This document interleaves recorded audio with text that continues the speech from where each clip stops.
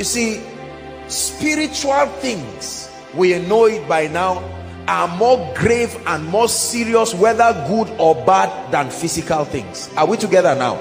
Did you know that, God forbid, but come, if, it's an example, please, if I get this lady pregnant, what did I say? It's an example. Listen, are we together now? I'm very serious tonight. Laugh now, because I'm sure that you will not need to laugh again as we continue.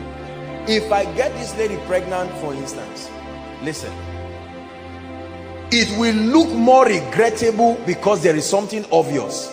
Her stomach will protrude. Are we together? But if I lust after this lady, now she doesn't get pregnant by me lusting after her, so I will think I am free. Are we together now? If I slap this lady and there are marks of my hands on her face, you call it wickedness, and you say this guy is wicked because there is a physical expression. But if I hold bitterness and jealousy, bitter anger and rage, sorry my dear, against her, it's easy for you to think I'm a spiritual man. Are we together now? Let me tell you something I have discovered. Bless you, darling. You can pick up your own. It is easier. It is easier. Listen. In fact, in my opinion, I know that sin is sin, but in my opinion, what the Bible calls the sin of the spirit. Have you read that? There is the sin of the flesh that can have physical evidences. They can have regrettable consequences immediately.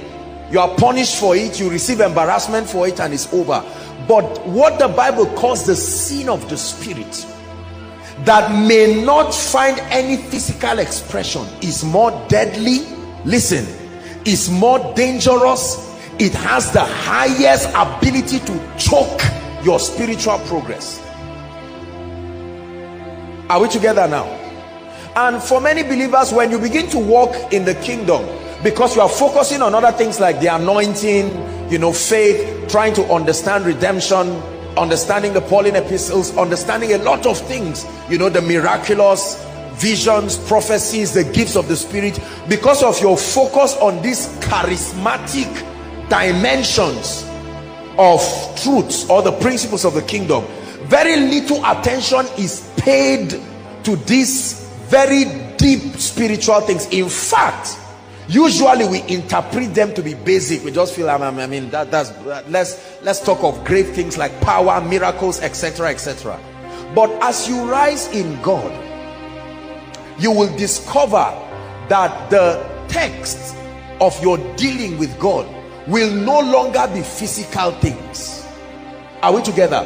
When God begins to deal with you at a mature dimension, you will find out that his concentration will be the motivation behind everything. He's not as interested in the physical expression of it as it is the root cause, the motivation behind everything that you do.